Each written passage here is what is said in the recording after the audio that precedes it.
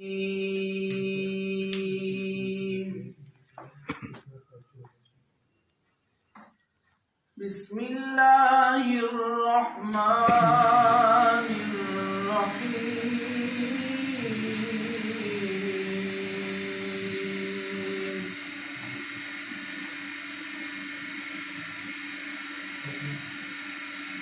खलक़ल इंसान मिन सलसालिन कल-फख़्ख़ार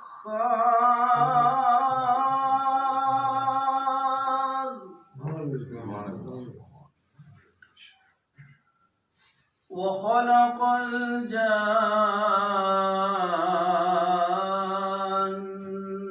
मिन मारिजिम मिन नार।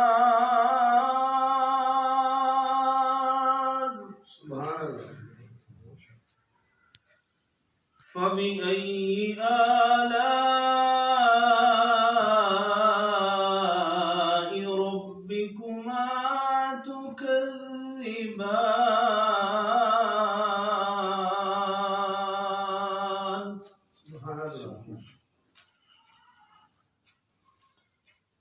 रब्बुल मशरिक़ैनि व रब्बुल मग़रिबैन।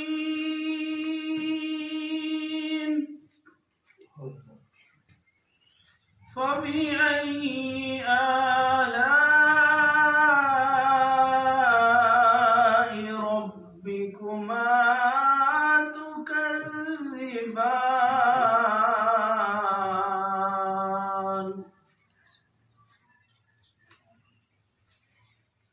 मरजल बहरैनि यल्तक़ियानि बैनहुमा बरज़ख़ुन ला यबग़ियान।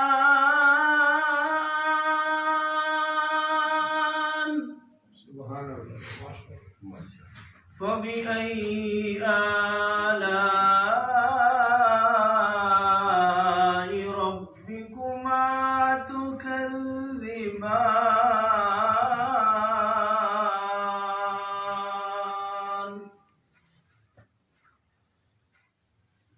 यख़रुजु मिनहुमा अल-लुअ्लुअु वल-मरजान।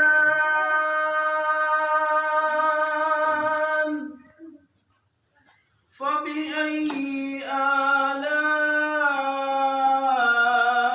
रब्बिकुमा तुकज़्ज़िबान।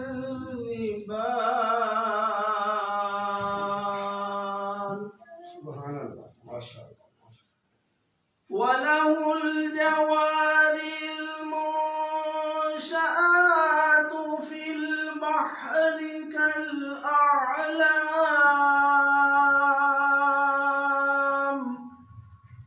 फबिअय्यि आलाइ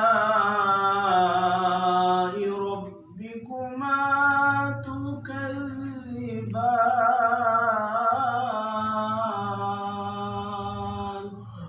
सदक़ल्लाहुल अज़ीम।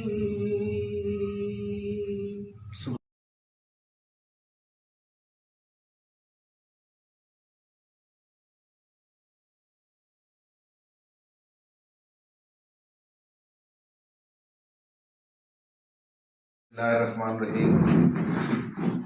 रब्बी इश्रह ली सदरी व यस्सिर ली अमरी वहलुल उक़दतम मिन लिसानी यफ़क़हू क़ौली।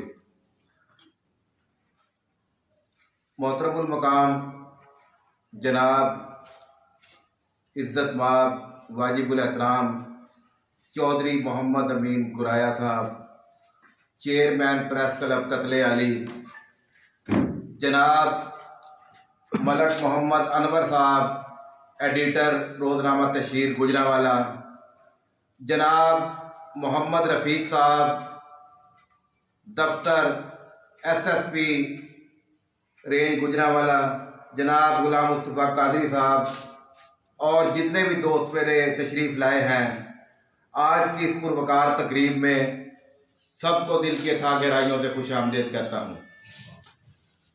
आज की ये छोटी सी तकरीब, जैसा कि आपको मालूम है बानी पाकिस्तान हज़रत कायद आज़म मोहम्मद अली जिन्ना की 144वीं सालगिरह के मौका पर मुनक्किद की गई है और अल्हम्दुलिल्लाह मुझे भी ये एजाज़ हासिल है कि मेरी भी आज तारीख पैदाइश है और हमारे चौधरी सादिक आसी साहब जो कि गुजरांवाला की मारूफ शख्सियत हैं, तो हमने ये सोचा कि क्यों ना इकट्ठी सालगिरह मना ली जाए। और मेरा ख्याल है शायद ये पाकिस्तान की तारीख में पहला मौका हो कि 3 इकट्ठी सालगिरह, जिसको ट्रिपल सालगिरह कहा जाएगा, ये हमने एक छोटा सा काम किया। तो सबसे पहले बानी पाकिस्तान जनाब कायद आज़म मोहम्मद अली जिन्ना के जिनके इरशादात और फरमूदात की वजह से आज पाकिस्तान कायम है और उन्होंने जो फरमाया था इत्तेहाद, ईमान, तंजीम, यकीन मुहक्कम, मैं ये समझता हूँ कि अगर आज हम बानी पाकिस्तान के इरशादात की तकमील कर लें तो कोई ऐसी वजह नहीं कि हमारे मसाइल हल ना हों।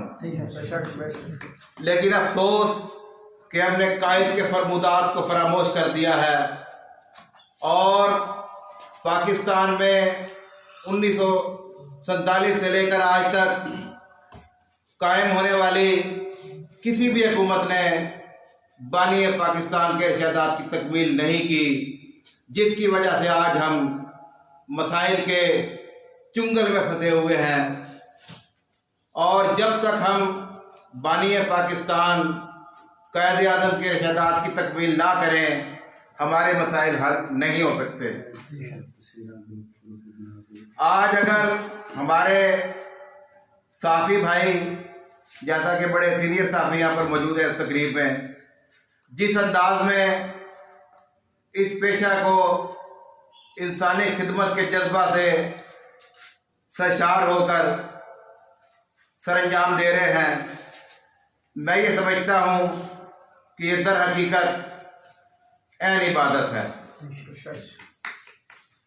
और जैसा कि ये कहा जाता है, अक्सर मशहूर है कि सहाफ़त में ब्लैक मेलिंग भी बहुत ज़्यादा है, लेकिन मेरा नज़रिया इससे उल्ट है।